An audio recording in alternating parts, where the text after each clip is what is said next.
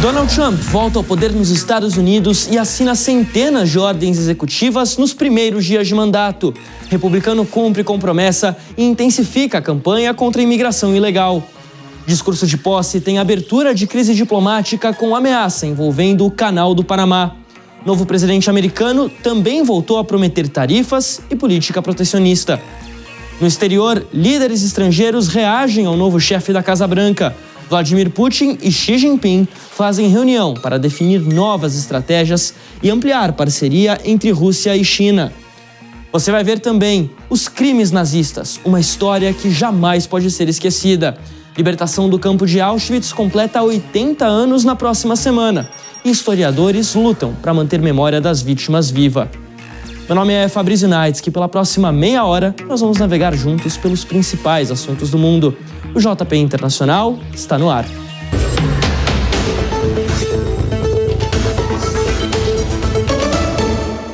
Donald Trump voltou à Casa Branca nesta semana como novo presidente dos Estados Unidos.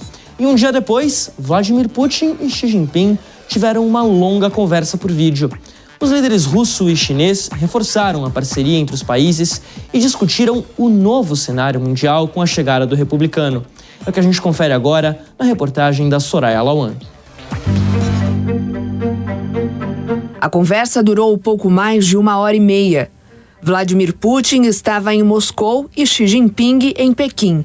O conteúdo da reunião é alvo de especulação. Segundo a Rússia, a chamada teve como tópico a guerra na Ucrânia. Mas, segundo a China, os principais temas foram a relação com Taiwan e a chegada de Donald Trump ao poder em Washington. Líderes de duas das principais nações do tabuleiro geopolítico, Putin e Xi Jinping, têm o hábito de realizar uma conferência anual para colocar em dia as pautas entre os países. A parceria bilateral estratégica é vista como um contraponto aos Estados Unidos. E como já tem acontecido nos últimos anos, a promessa é de que as relações entre Rússia e China sejam ainda mais fortes em 2025. Desde o início da guerra contra a Ucrânia em 2022, Moscou e Pequim ampliaram acordos comerciais, energéticos e canais de defesa. Oficialmente, a China não apoia o conflito no leste europeu, mas ajudou a Rússia a lidar com as sanções vindas do Ocidente. Mas mesmo para as grandes potências, o futuro do cenário global se tornou uma incógnita com a volta de Trump à Casa Branca. E a necessidade de reavaliar estratégias cresceu. É o que avalia o coordenador do Grupo de Análise de Estratégia Internacional da USP, Alberto Pfeiffer.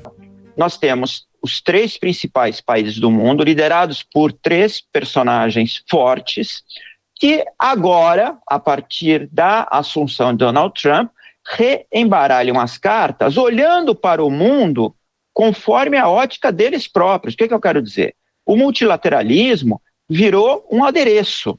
Os campos multilaterais que caracterizaram o mundo do pós-Segunda Guerra Mundial, da Guerra Fria e do pós-Guerra Fria, acabaram como eficácia, como sentido de alterar ou organizar a vida internacional, de dar ordem ao relacionamento entre as nações. Essa conversa entre Xi Jinping e Putin é uma conversa que acontece todo ano, na época do Ano Novo. Foi uma conversa longa, cerca de 1h30 de duração, e que tocou em todos os pontos da parceria estratégica, da cooperação entre esses dois países. Creio que eles têm a predisposição a ouvir o que Trump tem a dizer, compreendem o estilo de Donald Trump, já tiveram que lidar com ele no primeiro mandato, sabem que Trump vem mais forte agora e sabem também que Trump age por conta própria. O que eu quero dizer é o unilateralismo americano. Não é o isolacionismo, como dizem alguns, é unilateralismo. Os Estados Unidos não vão se isolar do mundo. Foi muito claro no discurso de Trump que ele quer ser um fazedor, né, um construtor de paz no mundo. Para ele é interessante, um mundo em paz são mais negócios para os americanos. Trump é um empreendedor, ele quer negócio, ele quer dinheiro. Do lado chinês, há o temor de que o novo governo de Donald Trump inicie uma guerra comercial. A promessa do republicano é de tarifar produtos vindos do gigante asiático em pelo menos 60%, o que significaria um baque na economia local. Já do lado russo, a guerra com a Ucrânia pode tomar novos contornos. Trump é contra o envio de dinheiro para Kiev e pode fechar a torneira americana. Mas o novo presidente ameaçou Putin com novas sanções, em uma tentativa de pressionar ainda mais as finanças do país. É uma troca de figurinhas, uma avaliação do status quo para se posicionar em relação a Trump, mas com uma postura propositiva, construtiva. É do interesse de Putin chegar a uma fórmula que termine com o conflito na Ucrânia, sem que a Ucrânia vá para os braços da OTAN ou da Europa. Isso não vai acontecer com Donald Trump. É do interesse da China que a economia do mundo seja reenergizada e que não haja grandes barreiras às suas exportações. Os que entenderam que Trump, no primeiro dia, já impingiria tarifas violentas, altas em relação à China, entendem mal o mundo, porque não é esse o caso. A China e os Estados Unidos convivem numa interdependência simétrica, não a interdependência assimétrica, como Trump caracterizou a relação dos Estados Unidos com a América Latina e o Brasil. China e Rússia juntas garantem uma a outras condições para darem cabo dos seus objetivos específicos. No caso da Rússia, a garantia da segurança do seu entorno próximo, do seu exterior próximo, notadamente Ucrânia, e no caso da China, a garantia de suprimentos de bens vitais para o equilíbrio social chinês. No caso da relação com a Rússia, alimentos e energia. Para a visão dos Estados Unidos, nenhum país no mundo é uma ameaça econômica tão forte quanto a China. E nenhum país representa uma ameaça militar tão grande quanto a Rússia. Agora a bola caiu no pé de Donald Trump. Na competição das relações internacionais, é o novo presidente americano que vai precisar de experiência para administrar um jogo de mais 4 anos. Bom, e Donald Trump chegou chegando nesse retorno à Casa Branca. O novo presidente dos Estados Unidos já fez balançar o mundo nos primeiros dias de mandato. E para nos ajudar a decifrar o que deve acontecer daqui para frente, a gente recebe o mestre em Relações Internacionais, Urian Fancelli. Urian, muito bem-vindo ao JP Internacional mais uma vez. Obrigado, prazer estar aqui. Prazer é todo nosso. Queria começar te perguntando o seguinte: Trump chegou com os 2 pés no peito nessa volta à Casa Branca, mas em relação à China parece que ele deu uma segurada na empolgação, pelo menos por enquanto. O que você acha que explica isso nesse momento? Eu acho que ele tem, obviamente, essa característica nacionalista dele, então, de enxergar a relação com os outros países como uma competição. Então, não é que ele constrói pontes, pelo contrário, ele tenta ameaçar a existência dessas pontes para ver o que ele vai conseguir em troca. Então, eu vejo que muito disso tudo que a gente tem observado, tanto em relação ao próprio Canal do Panamá, em relação até essa ameaça sobre a Groenlândia agora, ele, essa semana, falou com a primeira-ministra da Dinamarca, tiveram uma discussão bem acalorada. Eu acho que tudo isso pode ser explicado, já que existe essa interdependência, por aquele conceito da janela de Overton, no qual ele joga lá uma demanda ou alguma exigência muito absurda para tentar, como bom negociador que ele é, tentar conseguir algum tipo de benefício para a economia americana. Então ele acha que isso tudo que acontece é injusto e ele quer uma barganha. Mas seria um benefício, então, menor do que aquilo que está na fala dele. Quer dizer, fala que vai tarifar em 60% os produtos chineses, por exemplo, mas para, na verdade, chegar num número que fique bom para os dois. Seria mais ou menos isso? Eu acredito que sim, até mesmo porque, de novo, a gente não viu ele fazer isso já na primeira semana, né? Até mesmo em relação ao México e o Canadá, que eram talvez tarifas mais óbvias, ele vai esperar até o dia 1º de fevereiro para fazer isso. Então eu acho que sim, é para que isso passe a ser discutido. Ele tem aquele perfil midiático também, então ele quer que as pessoas conversem sobre isso. É importante para ele jogar isso para o público dele, para o eleitorado, já que ele tem esse discurso nacionalista, mostrar que ele está buscando colocar os interesses dos Estados Unidos em primeiro lugar, America First. E agora, quando a gente fala da Rússia, sempre tem essa questão de uma relação que ela é bastante ambígua, né? Porque, de um lado, você tem um Donald Trump que tem uma relação próxima com Vladimir Putin. A gente sabe que eles se gostam, pelo menos por trás das câmeras, há ali uma admiração de um pelo outro. mas o discurso é relativamente forte, né? Entre eles, até o Trump, inclusive, ameaçando aplicar novas sanções à Rússia, se é que nesse momento isso seria possível. O que a gente pode esperar daqui para frente? Como é que você acha que deve funcionar essa dinâmica? As relações entre Putin e Trump são muito mais próximas do que as pessoas pensam. Então eu trago sempre o exemplo do livro do Bob Woodward, War, que foi publicado no começo de 2024, dizendo que, com base em fontes muito seguras, ele é uma pessoa super respeitada, que expôs o escândalo do Watergate, dizendo que desde que o Trump saiu da Casa Branca pela primeira vez, que eles se falaram pelo menos 7 vezes, sendo a última vez no começo de 2024. Então, eles tentam colocar lá como se eles tivessem uma relação um pouco distante, mas não é tão distante assim. Inclusive com relatos de que durante a pandemia, de que o Trump enviou testes de Covid-19, porque o Putin estava completamente neurótico, com medo de pegar o vírus da Covid.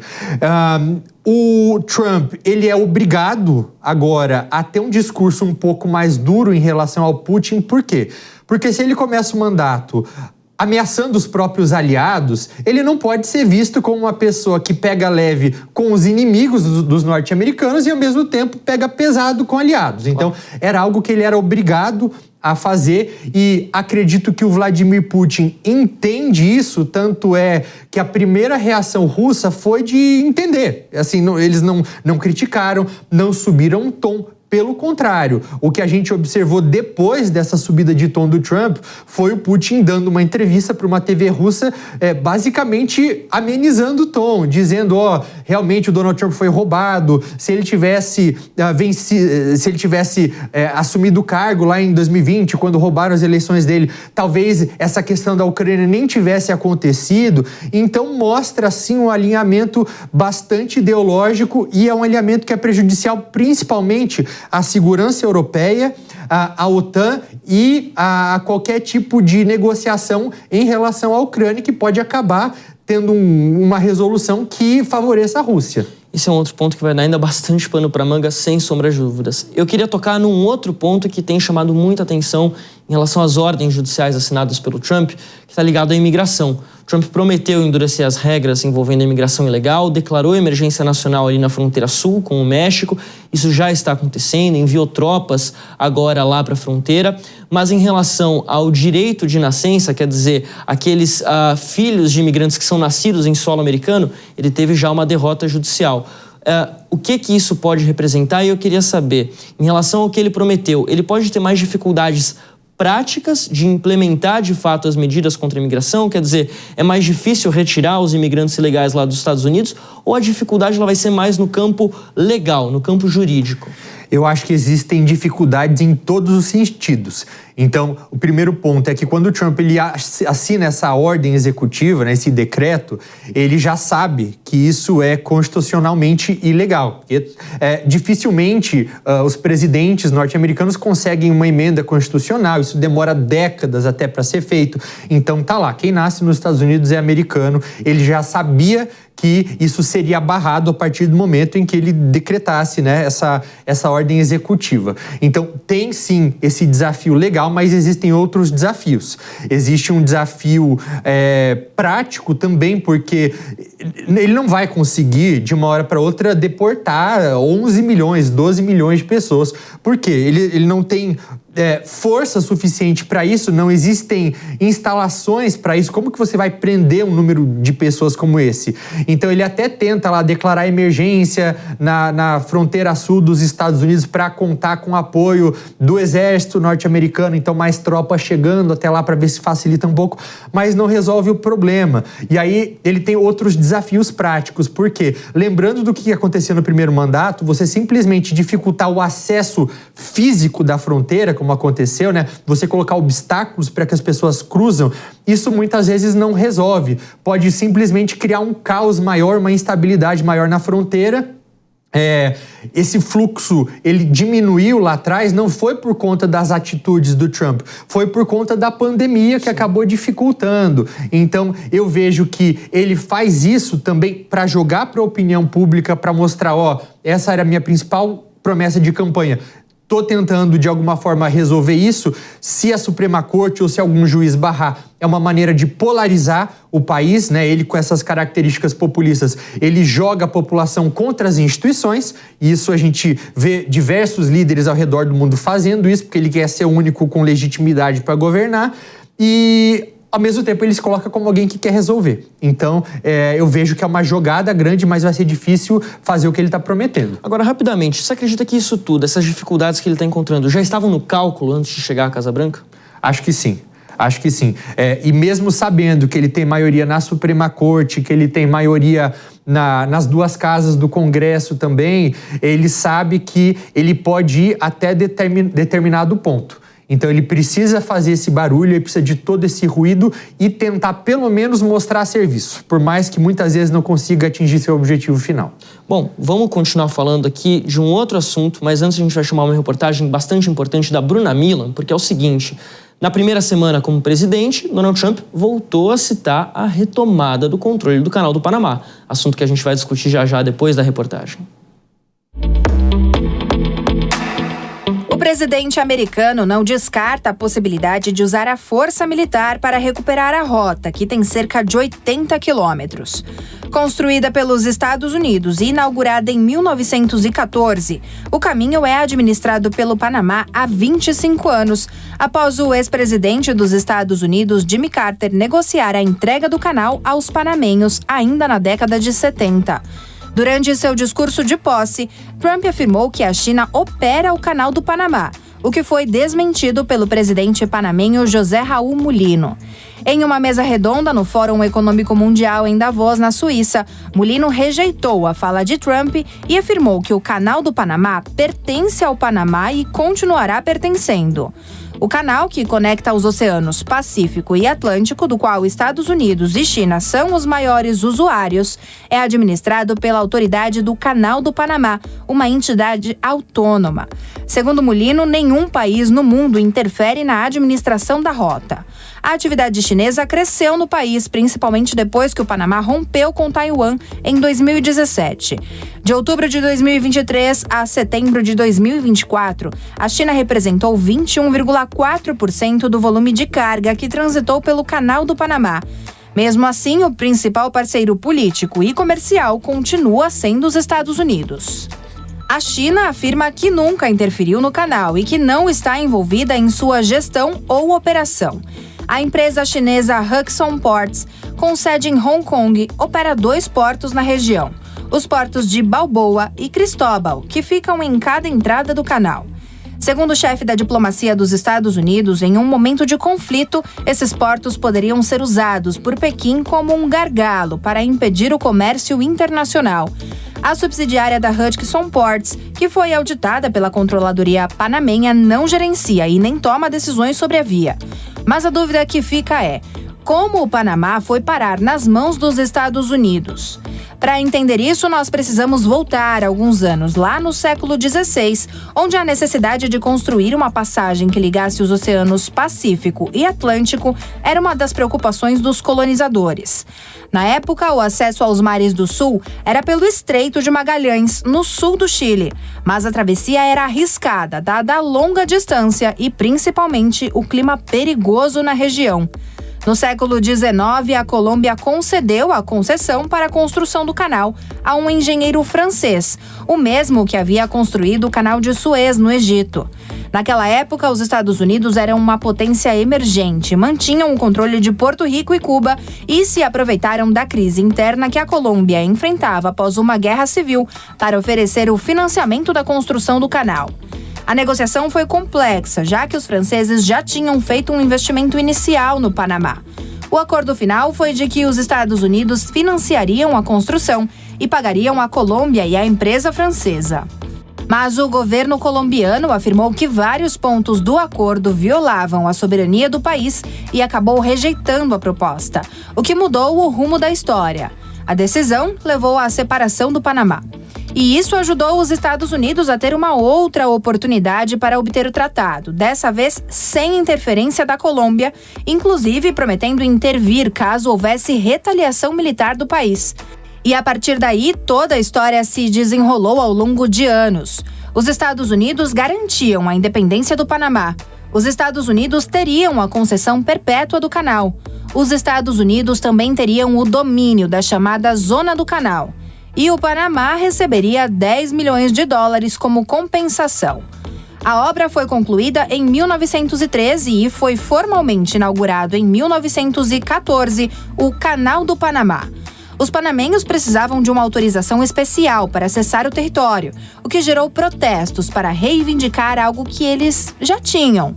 E depois de um período de transição, o dia histórico foi celebrado pelos panamenhos, que 25 anos depois de terem conseguido reconquistar o seu território, vivem mais um impasse com os Estados Unidos. Urian Fancelli, retomada do Canal do Panamá pelos Estados Unidos. Blefe de Donald Trump ou é algo realizável? Primeiro que a gente vai ter que esperar para ver. Segundo, legalmente falando, ele não pode fazer isso. Existe já um acordo de diversas décadas que diz que quem tem ali legitimidade, quem tem o direito de controlar o Canal do Panamá é o próprio país. Então, Trump não poderia fazer isso. É uma declaração que também vai de encontro com aquele conceito da janela de Overton, né? Então, será que ele está, de fato, jogando isso aí para tentar conseguir algum tipo de acordo melhor para os Estados Unidos? Mas eu vejo que tem alguns pontos em comum em relação às ameaças, né? Em relação à Groenlândia, que é controlar rotas comerciais que são muito importantes para o planeta. Então, lá na Groenlândia, conforme as geleiras derretem e ali vai se tornando uma rota comercial importante, a mesma coisa já acontece ali no Canal do Panamá. E tanto um quanto o outro tem o objetivo comum de tentar conter o que seria uma exploração e um crescimento da China. Mas vejo que seria muito difícil de ser feito, até mesmo porque com que legitimidade ele vai poder falar em resolver a questão da Ucrânia, sendo que ele mesmo estaria aí rasgando a Carta da ONU e qualquer tipo de regra do direito internacional. Você tocou no ponto da Groenlândia, que era justamente onde eu queria chegar, né? Então ele já tinha falado antes, já assumiu a Casa Branca novamente, que ele queria a posse da Groenlândia, que é uma questão de segurança nacional, mas a gente sabe justamente dessa movimentação, essa rota comercial marítima que acontece por ali, e claro, o Canal do Panamá, que é indiscutivelmente o mais conhecido do cenário marítimo global. Aonde você acredita, então, que Trump está querendo chegar com isso tudo? É uma questão puramente comercial? Eu vejo que ele tem dois objetivos principais agora. Falar, de fato, que ele está disposto a tudo, a uma guerra para conseguir a Groenlândia e dominar o canal, isso, de fato, não dá para fazer ainda, por mais que ele tenha tido essa discussão bastante acalorada com a primeira-ministra da Groenlândia na última semana, da Dinamarca na última semana. Mas ele quer, primeiro, eu acho que lançar geopoliticamente a presença norte-americana para desafiar a China, mostrar que ali, ninguém tá para brincadeira, que ele vai conter essa ameaça, esse objetivo de expansionismo estratégico chinês, né? A China que já está ali na América Latina com a nova Rota da Seda, então investindo já pesadamente na região, inclusive no Panamá. A China ela está bastante presente lá, não está controlando o canal como ele fala, mas está lá. Então ele tem esse objetivo de colocar ali a bandeira norte-americana e de defender os interesses do que ele acredita que é o projeto de Estados Unidos dele. Então, é um projeto imperialista? É um projeto expansionista? Não sabemos ainda, mas o que dá para falar é que é um objetivo de tentar beneficiar economicamente o país. Disso não há dúvida. Muitas coisas para a gente dissecar ao longo dos próximos 4 anos. Essa foi só a primeira semana, hein? Ainda vai ter bastante coisa para a gente falar daqui para frente. Só a primeira. Urian, muito obrigado pela sua presença aqui no JP Internacional. Volte sempre. Obrigado. Bom, vamos mudar de assunto aqui rapidamente. Olha só, o próximo dia 27 marca um momento histórico para o mundo. Nesse mesmo dia, mas há 80 anos, as tropas da União Soviética entravam em uma pequena cidade polonesa para a libertação do campo de concentração de Auschwitz. A data ficou marcada como Dia Internacional em memória às vítimas do Holocausto. E até hoje, os funcionários do museu local trabalham para que a história assombrosa dos crimes nazistas não seja esquecida. Se essas paredes pudessem falar, provavelmente elas gritariam de dor. O que costumava ser uma pequena cidade no sul da Polônia virou um símbolo de um dos períodos mais atrozes da história da humanidade.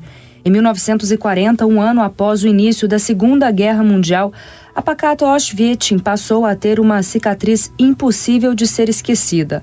O local abriga o campo de concentração de Auschwitz, palco de crimes inimagináveis. Militares da Alemanha nazista comandavam o complexo. Ao longo de 5 anos, mais de 1 milhão de pessoas foram torturadas e executadas através de métodos nunca antes vistos. Covardes, os soldados nazistas expulsaram a maior parte dos poloneses que viviam na cidade. Os judeus, que compunham 60% da população local, nunca retornaram. O campo de Auschwitz só foi liberado em 27 de janeiro de 1945 pelas tropas da União Soviética. Cerca de 7.000 prisioneiros foram encontrados com vida. 80 anos depois, o local recebe milhares de visitas todos os dias. Mas agora são turistas de todos os cantos do mundo.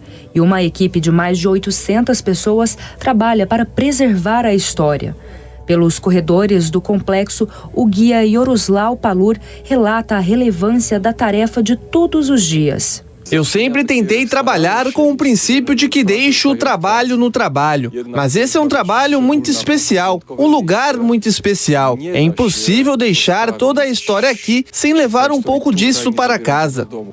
Conversando com as pessoas, contando essa história para elas, acho que talvez o mundo se torne um lugar melhor, com as pessoas entendendo o mal que aconteceu e como responder a isso no futuro. Andrzej Jaster-Bialski é curador do museu há 17 anos. Para ele, a importância de fazer um trabalho bem feito é a de manter a memória viva para sempre.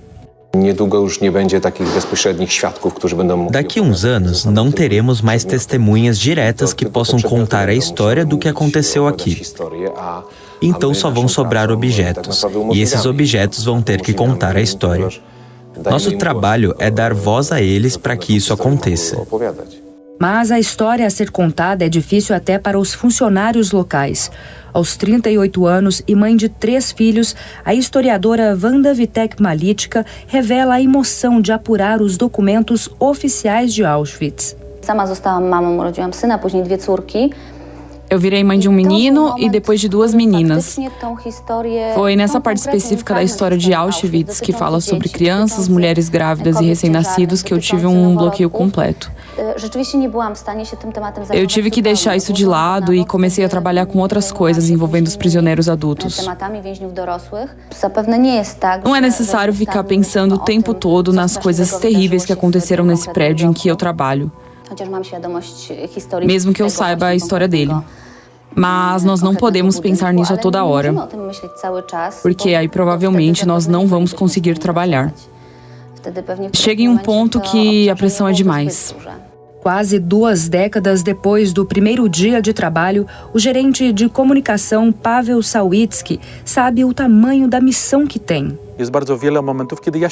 Muitas vezes, quando estou estudando, conversando com sobreviventes, lendo uma nova história, quando preciso tirar foto de algo e fico sozinho, é aí que eu deixo a emoção tomar conta de mim. É importante, não preciso de um muro para me separar da história. Dizem que se você começa a trabalhar aqui, ou você se demite muito rápido, porque a história é difícil demais. A tragédia é muito forte e você não consegue lidar com isso, ou então você fica por muito tempo. Se você encontrar um significado para a sua missão, isso vai ajudar. Dos cerca de 7.000 oficiais nazistas que serviram no campo de concentração, menos de 15% foram a julgamento. 8 décadas depois da liberação de Auschwitz, a responsabilidade de lembrar o mundo sobre as atrocidades tem ficado maior ano após ano. E tudo isso com uma só mensagem: nunca mais. O JP Internacional dessa semana vai ficando por aqui, mas a gente segue de olho em tudo que acontece ao redor do mundo. Nosso próximo encontro é no sábado que vem, claro, ao longo de toda a programação da Jovem Pan News. Muito obrigado pela sua companhia, até a próxima. A opinião dos nossos comentaristas não reflete necessariamente a opinião do Grupo Jovem Pan de Comunicação. Realização Jovem Pan News.